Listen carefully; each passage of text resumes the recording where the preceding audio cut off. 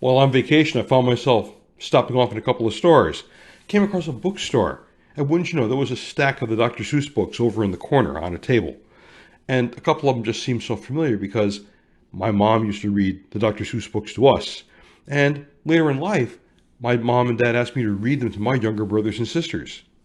There was one I saw that some of our high school seniors get as a graduation gift from their parents. The Places You'll Go. And you know, there's something special about that. There's a page in here. For a train to go, or a bus to come, or a plane to go, or the mail to come, or the rain to go, or the phone to ring, or the snow to snow, or waiting around for a yes or no.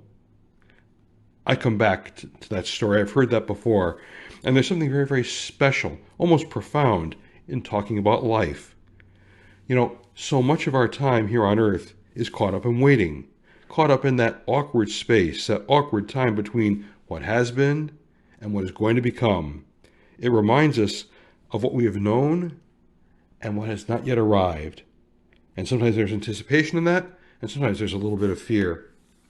We spend our days in this waiting time, this in-between time. As Paul talks to us today in our reading from the Romans, all creation is groaning in labor pains. We are waiting for what is to come. We catch the bus, we board the plane, we answer the phone.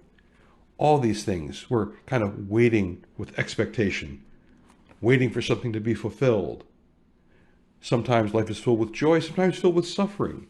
Sometimes that suffering will sting us and make us, but it makes sense when we just think about the glory of what is to come, the glory of what God will reveal for us. Waiting, though, well, hey, it can be tough. And sometimes waiting calls forth more patience from me than I think I have. Sometimes when we wait and we wait, it requires a kind of faith and a hope that is sometimes difficult to come by, even when we try to be the best disciples we're called to be. How do we thrive in a time when everything is half-baked and we find ourselves waiting for something to happen and not really feeling satisfied with just half the story?